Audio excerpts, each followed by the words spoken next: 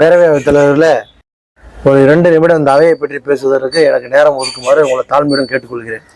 70 வருஷமா டைம் கொடுத்து தான் ஒன்றும் உருப்படுற மாதிரி பேசல. பேசி தொலைங்க. இப்படிலாம் நீங்கள் சொல்லக்கூடாது. இந்த வார்த்தையை நீங்கள் அவையிலிருந்து அவை குறிப்பிலிருந்து நீக்க வேண்டும். நான் சொல்லுவது என்னவென்றால், எனது போன ஆட்சியில் மிக கடுமையான 5 ஆண்டு காலகட்டத்தில் அமைச்சராக இருந்து மிக கடுமையாக உழைத்த காரணத்தினால் எனது கிட்னி, லிவர், லங் அனைத்தும் ஃபெயிலியர் ஆகிவிட்டது. அதனால் என்னால் எழுந்து நின்று பேச முடியாது. இப்பொழுதுதான் சமீபத்தில் சிங்கப்பூர் சென்று மிகப்பெரிய மருத்துவமனைகள் சிகிச்சை பெற்று வந்தேன். அதனால் நான் உட்கார்ந்து பேசுவதற்கு நீங்கள் நேரம் ஒதுக்குவீர்களா, அனுமதி தருவீர்களா?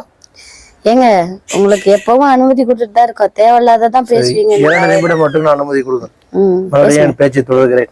கிட்னி ஃபெயிலியர் ஆகிவிட்டது பேரவைத் தலைவர்களே. இந்த அவையில் இதுக்கு முன்னாடி 70 ஆண்டு கால வரலாற்றில் எப்பொழுதாவது அனைத்தையும் நேரடி ஒளிபரப்பு பண்ணியிருக்குமா? அப்படியே நேரடி ஒளிபரப்பு பண்ணினாலும் எதை பண்ணுவோம்? ஆளுங்கட்சி சார்பாக நாங்கள் என்ன பேசுகிறோம் என்பதை மட்டும்தான் மக்களுக்கு காமிப்போம். மீதி எதையாவது நாங்கள் காமித்திருக்குமா? இதே அவையில் ஒரு பெண்மணியை சேலையை விட்டு ஓட விட்டோம், அதை காமித்தோமா? இதே அவையில் எங்களது தலைவர் வேஷ்டியை அவுத்து விட்டு பட்டாப்பேட்டியுடன் வெளியே வந்தார், அதை காமித்தோமா?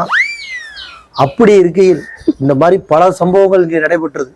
இதையெல்லாம் நாங்கள் காமிக்காமல் எங்களுக்கு வேணும் என்பதை மட்டும் ஒளிபரப்பி வந்த இந்த சட்டப்பேரவையை இன்று லைவில் நீங்கள் எல்லாம் போட்டு எல்லாத்தையும் நீங்கள் டெலிகாஸ்ட் செய்தீர்கள் என்றால் ரிலாக்ஸாக இருக்க முடியும். திடீரென்று யாராவது இன்கம் டேக்ஸ் ரைடு விடுது என்று சொல்கிறார்கள். எங்களுக்கு ஃபோன் கூட அலோடு இல்லை. ஃபோன் எடுத்து நோண்டி விட்டு பாட்டுனா அதையும் நீங்கள் நேரடி ஒளிபரப்புகிறீர்கள். இதெல்லாம் எவ்வளோ பெரிய சட்ட சிக்கல். நான் மிக தாழ்மையுடன் பேரவைத் தலைவரோட ஒரு வேண்டுகோள் வைத்துக் கொள்கிறேன். தயவு செய்து நேரலையில் நீங்கள் முழு நேர சட்டப்பேரவை காமித்தாலும் அதை ஆளும் கட்சி கேமரா மட்டும் ஆன் செய்து காமிக்குமாறு கேட்டுக்கொள்கிறேன். எதிர்கட்சி எங்களை நீங்கள் கேமராவில் காமிக்க வேண்டாம். ஏனால் நாங்கள் சில நேரம் முந்திரி பக்கோடா சாப்பிடுவோம், சில நேரம் வாட்ஸ்அப்பில் யாராவது மெசேஜ் செய்திருக்கலாம் என்று பார்ப்போம். சட்டப்பேரவைக்கு மொபைல் அலோடு இல்லை என்று தெரியும். இருந்தாலும் நாங்கள் பார்த்தாதான் சிபிஐ எதுவும் ரைடு வருகிறதா என்பதை தெரிந்து கொள்ள முடியும்.